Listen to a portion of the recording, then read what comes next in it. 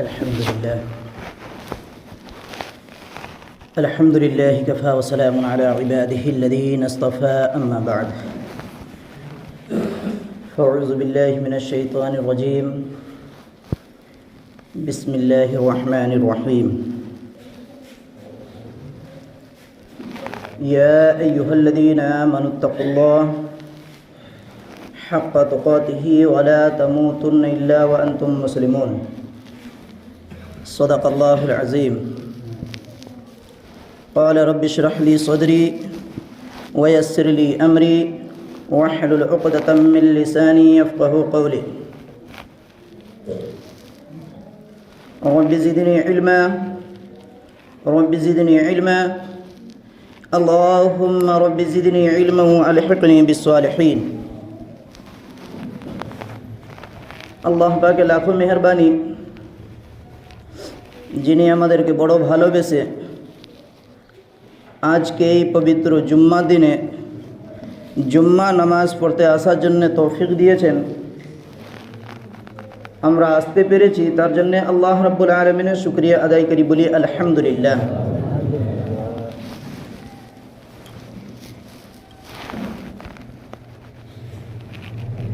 আল্লাহ পাক যে আমাদেরকে ভালোবেসে ডেকেছেন, আমরা আসতে পেরেছি।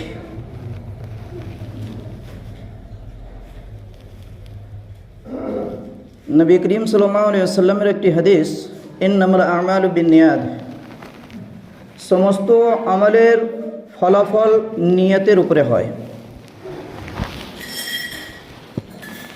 যদি আমাদের নিয়ত থাকে কিনা শুধু জুম্মার দিনেই যাব, জুম্মা পড়ব, তারপর থেকে আর নয়, তাহলে হেদায়েতের রাস্তা পাওয়া যাবে না।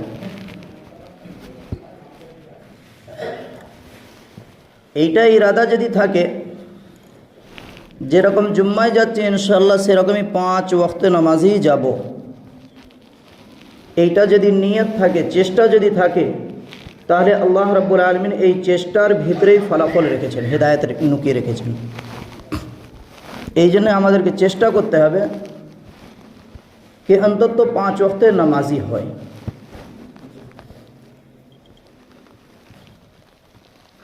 একদিক থেকে দেখা গেলে আল্লাহ পাক যে ক্ষমতা আমাদেরকে দিয়েছেন, সে ক্ষমতাটা লাগাবো কোথায়, দেখাবো কোথায়? কারণ আল্লাহ পাক কায়নাতে দুনিয়াকে যখন সাজালেন, জমিনকে যখন বিছিয়ে দিলেন, তো জমিনের সাথে আল্লাহ পাক পাহাড়কে জুড়ে দিলেন। ফেরেশতাগণ জিজ্ঞাসা করলো, এ রব্বুল আলামিন আল্লাহ, এই জমিনের সাথে পাহাড়কে কেন লাগালেন, পাহাড়কে কেন সৃষ্টি করলেন? আল্লাহ পাক বললেন, জমিনের সাথে পাহাড়কে এই জন্য জুড়ে দিলাম যাতে কি জমিন নড়ে চড়ে না। তখন ফেরেশতা জিজ্ঞাসা করছে আবার, এ রব্বুল আলামিন আল্লাহ, এই পাহাড় থেকেও কোনো ক্ষমতাশালী জিনিস আছে আপনি সৃষ্টি করেছেন? আল্লাহ পাক বললেন হ্যাঁ। তখন বললেন কি? তা আল্লাহ পাক বললেন লোহা। পাহাড় থেকে ক্ষমতাশালী আমি লোহাকে বানিয়েছি। আবার ফেরেশতা জিজ্ঞাসা করলো, এ রব্বুল আলামিন আল্লাহ, এই লোহা থেকে বেশি কোনো জিনিস ক্ষমতাশালী আছে? আল্লাহ রাব্বুল আলামিন বললেন হ্যাঁ, লোহা থেকেও বেশি ক্ষমতাশালী জিনিসকে আমি বানিয়েছি। আল্লাহ পাক বললেন কি? ফেরেশতা জিজ্ঞাসা করলো কি? তখন আল্লাহ পাক বলছেন আগুন। আগুন এমন একটি জিনিস কি লোহাকে দিলে লোহাকে গলিয়ে দেয়। আবার ফেরেশতা জিজ্ঞাসা করলো, এ রব্বুল আলামিন, এই আগুন থেকেও ক্ষমতাশালী জিনিস কিছু আপনি সৃষ্টি করেছেন? আল্লাহ পাক বললেন হ্যাঁ। ফেরেশতা জিজ্ঞাসা করলো সেটা কি? তখন বলছেন পানি। যতই আগুন থাকুক পানি দিলেই নিমিয়ে যায়। আবার ফেরেশতাগণ জিজ্ঞাসা করলো, এই পানি থেকেও বেশি ক্ষমতাশালী কোনো জিনিস আছে? আল্লাহ পাক বললেন হ্যাঁ, পানি থেকেও ক্ষমতাশালী জিনিস আমি সৃষ্টি করেছি, সেইটা হলো হাওয়া।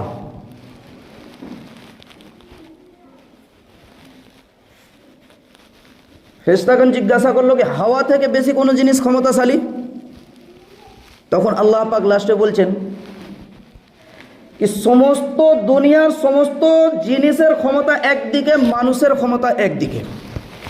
মানুষকে আমি এতটা ক্ষমতাশালী বানিয়েছি। আল্লাহ পাক কুরআনুল কারীমে ঘোষণা করে দিলেন, লাকাদ খালাকনাল ইনসানা ফি আহসানি তাকওয়িম, সূরা ৩:৩০ পারায়। আমি মানুষকে খুবসুরত, সুন্দর, সুশীল, ক্ষমতাশালী বানিয়েছি। এই ক্ষমতাশালী জিনিসটা আসল সাবজেক্টটা আমার এইটাই, এই যে ক্ষমতাশালী, যে আল্লাহ পাক ক্ষমতা দিয়েছেন। তা এখন গায়ে জোর আছে, মসজিদে ঢুকবো কেন? গায়ে জোর আছে, আল্লাহর হুকুম মানবো কেন? গায়ে জোর আছে, নবী তরিকাতে যাব কেন? গায়ে জোর আছে, ইসলাম মেনে চলবো কেন? গায়ে জোর আছে, মানুষ হতে যাব কেন? তো ভুলটা তো আমাদের নয়, ভুলটা তো আমাদের নয়, ভুলটা তো যিনি বানিয়েছেন তিনি।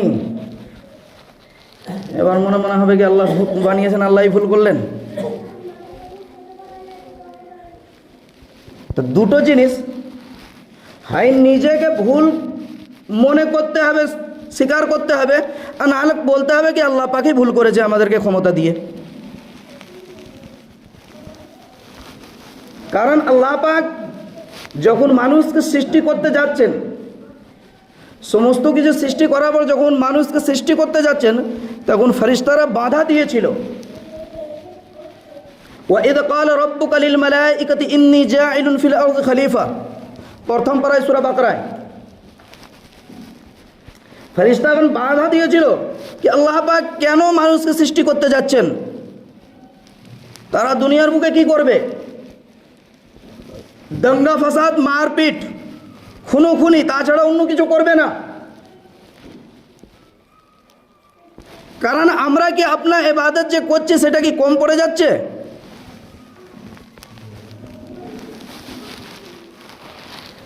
সারা পৃথিবীর যত মখলুকাত আছে, সমস্ত মখলুকাত মিলে যদি আল্লাহ পাকে একসাথে ইবাদত করতে থাকে কিয়ামত পর্যন্ত, তাতেও আল্লাহ রাব্বুল আলামিনের দরবারে একটিও কিছু যায় আসে না। কিংবা যদি সমস্ত মখলুকাত যদি ইবাদত ছেড়েও দেয়, আল্লাহ পাকের দরবারে কোনো জিনিসে একটুও প্রভাব পড়বে না। এইটা যে করার জন্য বলা হচ্ছে নিজের জন্যে, এটা আল্লাহ পাকের লাভের জন্য নয়। তখন আল্লাহ পাক বললেন কি এ ফেরেশতা, তোমরা জানো না, তোমরা জানো না আমি যে মানুষকে সৃষ্টি করতে যাচ্ছি, তোমাদের কাজ কি আছে? তোমাদের কাজ আছে শুধু আল্লাহ আল্লাহ করা, আমার বন্দেগী করা। কিন্তু যে মানুষকে আমি সৃষ্টি করতে যাচ্ছি, সে মানুষের কাজ হবে দুনিয়াদারি এবং দিনদারি দুটোই। আজকে আমরা কোনটা করছি? দিন কি জিনিস জানিই নি, দিন কি জিনিস জানিই নি। এখনো যদি জিজ্ঞাসা করা হয় কি গোসলে কয়টা ফরজ, বেশিরভাগ মানুষ বলতে পারবে না, বেশিরভাগ মানুষ বলতেই পারবে না। তখন বোঝা যাবে কি এরা এসছে মসজিদকেও নাপাক করতে, এরা এসছে মসজিদকেও নাপাক করতে। গোসলে ফরজ না জানা থাকলে শরীর পাক হবে না, আর শরীর পাক না থাকা থাকলে কখনো মসজিদে ঢোকা যাবে না। তো গোসলে ফরজই জানি না, তখন শরীর পাক হলো কি করে? 14 বার শ্যাম্পু মাখলে আর 1400 বার সাবান মাখলে শরীর পাক হয় না। 14 ঘন্টা পুকুরে ডুবে থাকলেও কখনো শরীর পাক হবে না। যতক্ষণ পর্যন্ত গোসলে ফরজ আদায় করা হবে না, ততক্ষণ পর্যন্ত শরীর পাক হবে না।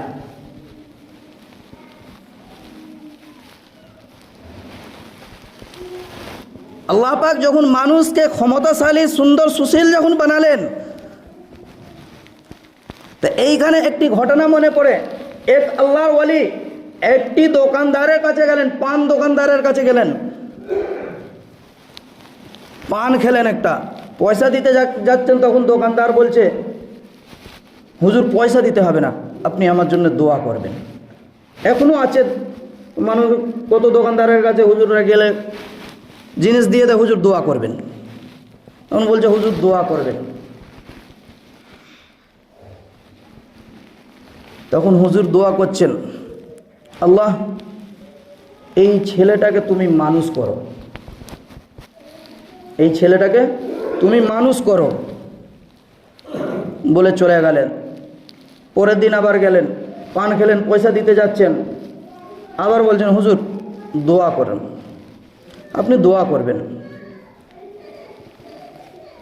তা নিয়তে এখানে এইটাই আছে কি হুজুর দোয়া করেন যাতে কি আমার ব্যবসাটা বেড়ে যায়,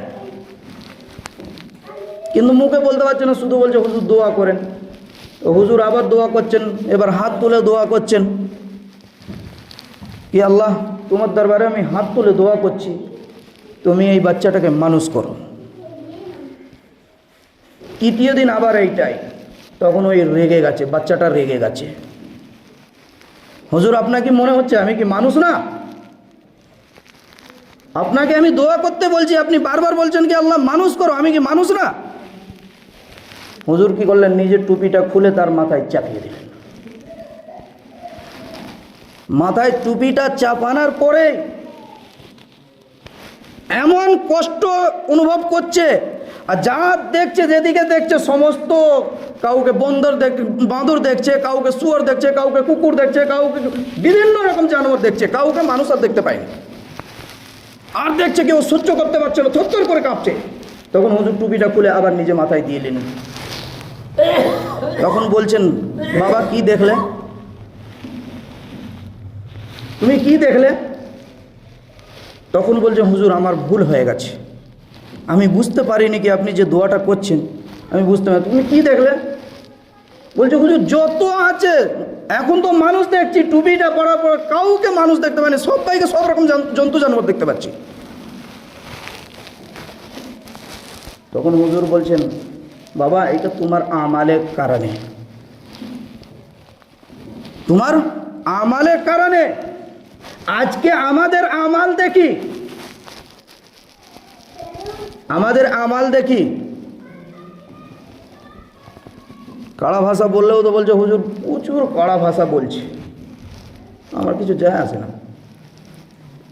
না যদি বলি না, এই ভাষাটা যদি না বলি, যদি না বোঝাই না, কাল কায়ামতে দিন বাতানালে দক্ষিণ পাড়ার যত যে মসজিদের আন্ডারে 160টা ঘর আছে সমস্ত মানুষ আমার কালার ধরবে,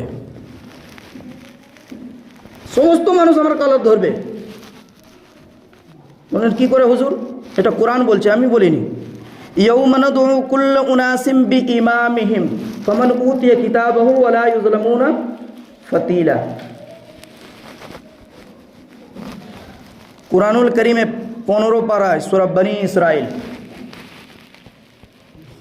সম্ভবত 68 নম্বর আয়াত, ঠিক কনফার্ম বলতে পারছি না, 68 নম্বর আয়াত 7 নম্বর রুকুতে আগে আয়াতটাই শুরু হচ্ছে, ডান দিকে পৃষ্ঠায় প্রথম লাইনটাই আছে। ইয়াউমা নাদউ কুল্লা উনাসিম বিইমামিহিম ফামান উতিয়া কিতাবাহু ওয়া লা ইউযলামুনা ফাতিলা। কাল কিয়ামতের দিন প্রত্যেক মানুষকে ইমাম সহকারে ডাকবে। তখন আপনারা কালার ধরবেন, নেপাল থেকে এসেছিলে, আমার মসজিদে ছিলে, কি বুঝিয়েছিলে, কি বুঝিয়েছিলে? তখন আমি বলবো কি হুজুর বলেছিলাম, আল্লাহ পাক বলেছিলাম, এমন বলিনি, বলেছিলাম কি মানুষ নয়, যারা আল্লাহর হুকুম মেনে চলে না, নবীর তরিকা মেনে চলে না, যারা হালালকে হালাল বুঝে না, হারামকে হারাম বুঝে না, সহিকে সহি বলতে পারে না, গলতকে গলত বলতে পারে না, এরা কখনো মানুষ হতে পারে না। কারণ মানুষ আর জন্তু জানোয়ারের মধ্যে পার্থক্য রয়েছে, মানুষ এবং জন্তু জানোয়ারের মধ্যে পার্থক্য রয়েছে। আজকে যে কাজটা আমরা করছি দুনিয়ার বুকে হালাল বুঝি না, জানোয়ারকে যা দেবেন তাই খাবে, যেখানে বেঁধে দেবেন সেইখানেই থাকবে, যেইখানে যেরকম রাখবেন সেই রকমই থাকবে। আজকে মানুষ ঠিক সেই রকমই হয়েছে, পেচ্ছাপ করে পানি নিতে পারে না, হেগে ভালো করে ছুচুতে জানে না, গোসলে ফরজ জানে না, জামা কাপড় কীরকম পরতে হয় সেটা জানে না, আল্লাহর হুকুম কী আছে সেইটা জানে না, নবী তরিকা কী আছে সেইটা জানে না, মুসলমানের পরিচয় কী আছে সেইটা জানে না, এখনো বলছে কি আমি মুসলমান, আমি মানুষ। এটা কখনো মানুষ হতে পারে না।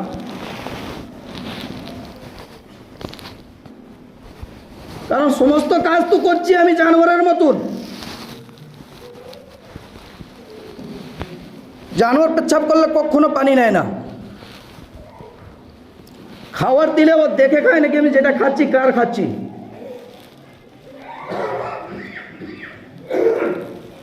খুলে দিলে যেখানে খুশি যায়, এটা চিন্তা ভাবনা করে নাকি আমি যাচ্ছি কার জায়গাতে যাচ্ছি। তা আমার মধ্যেও ঠিক যদি সেম ওই রকমই কাজকর্ম যদি থাকে, তাহলে মানুষ বলে আমি নিজেকে কি করে দাবি করতে পারি? কখনো করা যাবে না, কখনো করা যাবে না। আর এইটা না করার কারণ আসল হচ্ছে কোনটা, কি দিনের শিক্ষা নেই আমার মধ্যে। এই জন্যে দিনের শিক্ষা নেই আমার জন্যে। তার জন্যে আজকে দুনিয়ার শিক্ষাতে, দুনিয়ার শিক্ষার পিছনে আজকে যত রকম চেষ্টা করছি, যত রকম কষ্ট করছি, দুনিয়ার শিক্ষার জন্য দিনের শিক্ষা প্রয়োজন মনে করি না।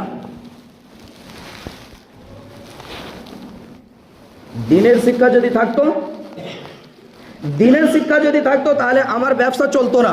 প্রত্যেক মানুষের কাছে যদি দিনের শিক্ষা থাকতো তাহলে মৌলী সাহেবের ব্যবসা থাকতো না। মৌলী সাহেবের কাছে যে বলতে হতো না, হুজুর আমার মেয়ে একটা বাগদির ছেলেকে নিয়ে পালিয়ে গেছে, হুজুর আমার ছেলে একটা বাগদির মেয়েকে নিয়ে পালিয়ে গেছে, হুজুর আমার মেয়ে বিয়ের আগেই মাঠে যে চাষ দিচ্ছে, এইটা কি হবে, আমাকে শুধরে দেওয়ার জন্য তাবিজ দিন। শরীয়তের তো হুকুম আছে কি ছেলে মেয়ে যখন বালিগ হয়ে যাবে আলাদা করে দাও, বালিশ বিস্তার আলাদা করে দাও, বিছানা আলাদা করে দাও। আমরা বলছি কলেজ, স্কুলে, টিউশনে যা খুশি যেখানে যেতে পারো, একা যাও, কোনো অসুবিধে হবে না। নিজে ভাই বোনকে আলাদা থাকতে বলছে। আজকে আমরা বলি বন্ধু তো ক্লাস ফ্রেন্ড আছে, বন্ধু, ওই বন্ধু নিয়ে যেই চাষ দেবে কোনো অসুবিধে হবে না। কারণ তুমি তো মানুষ না, তুমি এইটা একবারও বুঝতে পারলে না কি হ্যাঁ এইটা সহি আছে না গলত আছে। আমার শরীয়ত এটা ইজাজত দিচ্ছে না, দেয়নি, একবারও মাথায় ঢুকে না এই কথাটা। দুনিয়ার শিক্ষাওয়ালায় ভোরবেলায় উঠে ছেলে মেয়েকে সাজাচ্ছে, আর দিনের শিক্ষাওয়ালায়, কোরআন শিক্ষাওয়ালা দিনের শিক্ষার জন্য বলছে সময় হয়ে উঠছে না, সময় হয়ে উঠছে না। মনে রেখো আজকে সময় উঠছে না, দুটো চোখ বন্ধ হলে বুঝতে পারবে কি হ্যাঁ তোমার সময় ছিল কি ছিল না।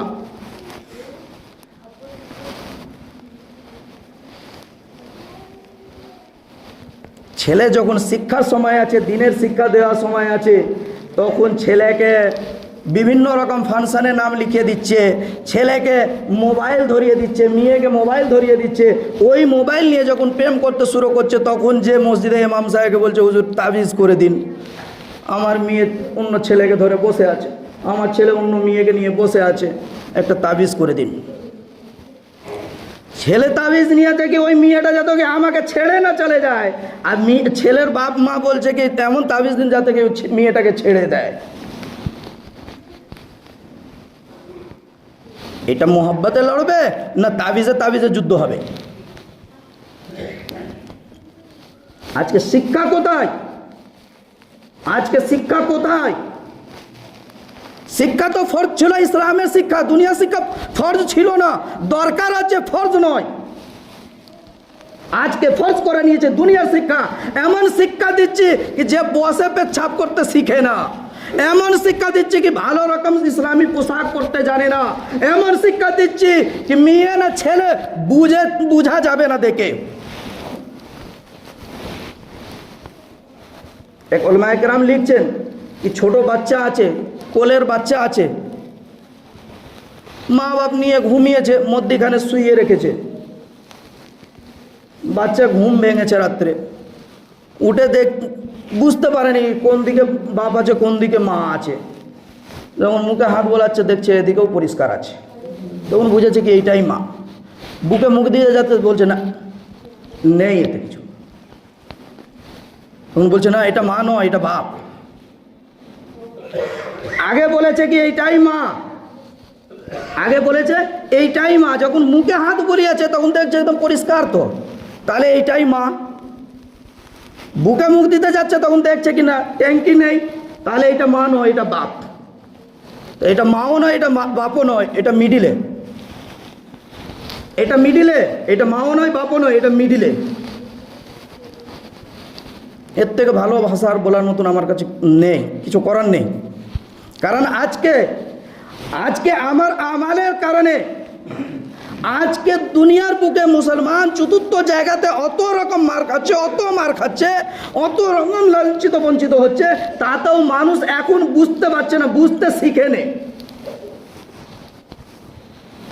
চায়ের দোকানে বসে, ক্লাব ঘরে বসে বলছে, হুজুর মসজিদ শহীদ করে দিল। আরে হারামখোর, মসজিদ শহীদ করে দিল, তোর কি সে জ্বালা? তোর মসজিদ আছে, তোর মসজিদে কখনো ঢুকিস নি, মসজিদে কখনো হেফাজত করিস নি, মসজিদে খোরাক কি সেটাই বুঝিস নি, আর মসজিদ শহীদ হয়ে গেল তোর দুঃখ।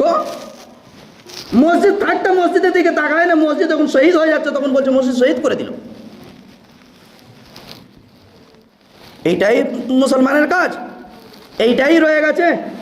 কি ক্ষতি হয়ে যাওয়ার পর বলছে কি ক্ষতি হয়ে গেছে, তার আগে এইটা বুঝে নাকি ক্ষতি থেকে কি করে বাঁচা যাবে।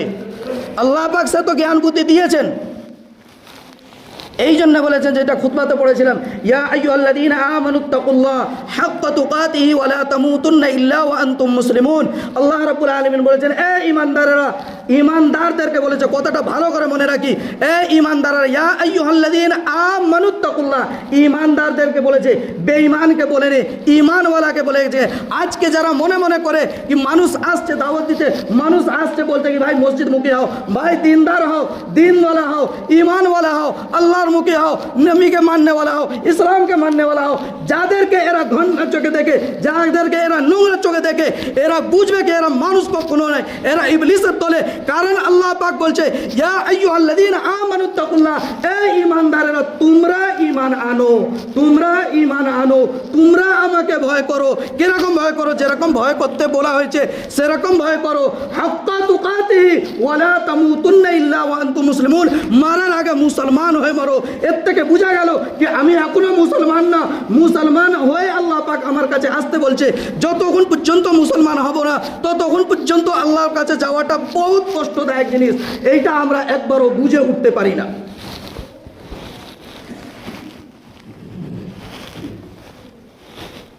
মুসলমানের ঘরে জন্ম নিয়েছে, ফিরেছে ধর্ম পেয়েছি, ফিরিতে ইসলাম পেয়েছি, কোনো কদর নেই, কোনো দাম নেই। যখন বাপ মরে যাচ্ছে তখন বলছে, হুজুর চলেন না একটু এক খতম কোরআন পড়ে দিন না, হুজুর চলেন না লাখ কালমা পড়ে দিন না। আরে কালমা পড়ে তো নিজে ঈমান তাজা হয়। ভারতে যদি কাজ হতো তাহলে একটাও গরিব জান্নাতি হতো না, কথাটা ভালো করে মনে রাখি। ভারতে যদি কাজ হতো তাহলে একটাও গরিব জান্নাতি হতো না। আল্লাহ নবী বললেন 500 বছর আমির থেকে গরিব 500 বছর আগে জান্নাতি হবে। তো আমির তো নিয়ে যেত হুজুরদেরকে কিনে, চলেন হুজুর 1000 টাকা দেবো, উনি বলতেন চলেন 1500 টাকা দেবো, হুজুরদের বাজার গরম থাকতো। ভাড়া করে মরে গেলে কাঞ্জে, ভাড়া করে হায়ার করে চালাচ্ছে, দোয়া করছে। এই রকম হারামখোরদেরকে আর কি বলা যাবে? কি বাপের জন্য দোয়া করতে জানে না, মায়ের জন্য দোয়া করতে জানে না, হায়ার করে নিয়ে যাচ্ছে। হুজুর যা বলছে সূরা ফাতিহা একবার পড়ে নিন, ইখলাস পড়ে নিন, দরুদ শরীফ পড়ে নিন। জিজ্ঞাসা করছে কি পড়বো, কি পড়বো? ইখলাস কাকে বলে? সূরা ফাতিহা কাকে বলে? কোন দরুদ শরীফ পড়বো? জিজ্ঞাসা করছি, ঘুঁচা মারছে পাশে লোককে।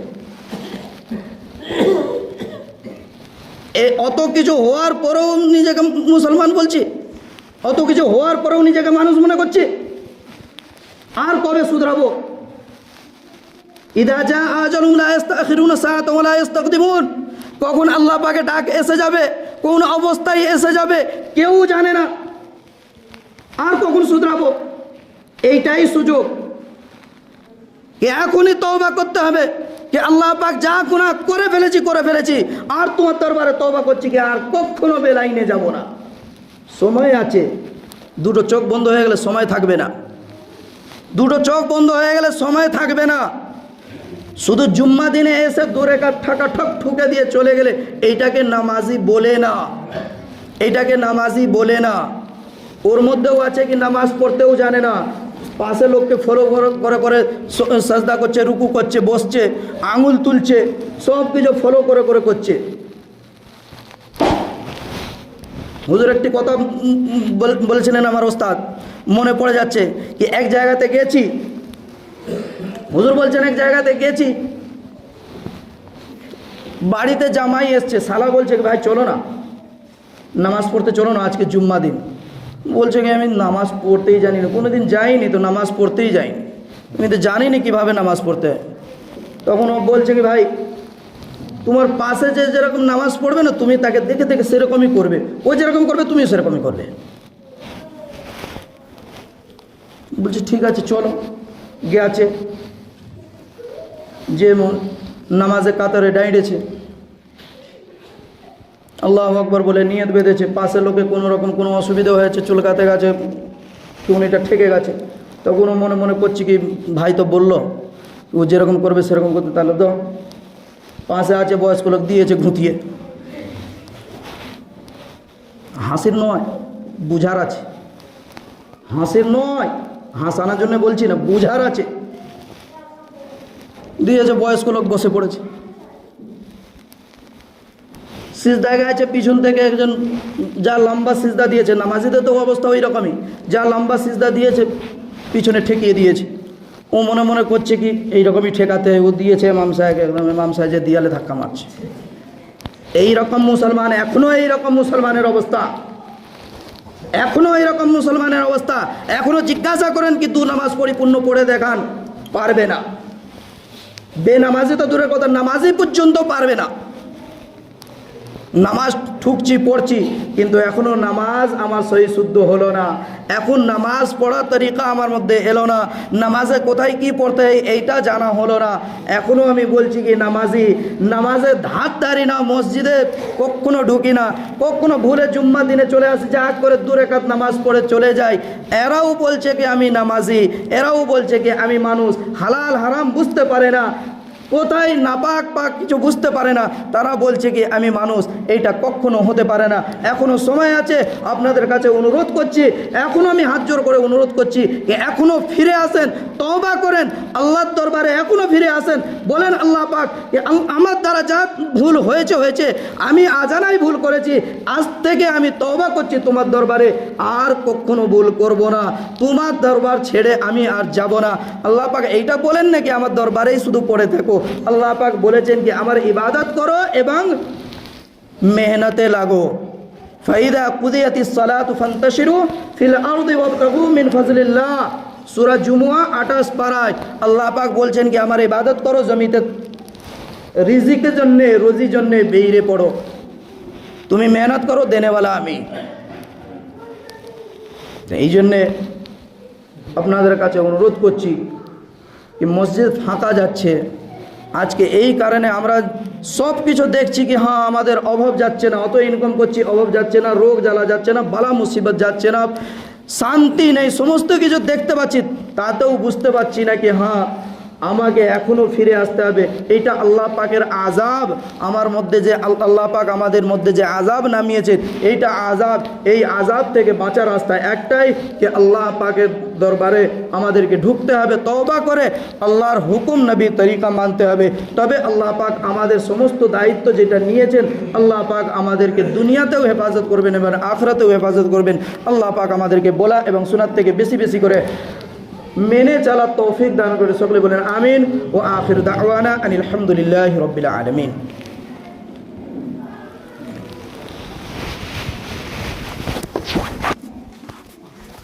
আল্লাহু আকবার।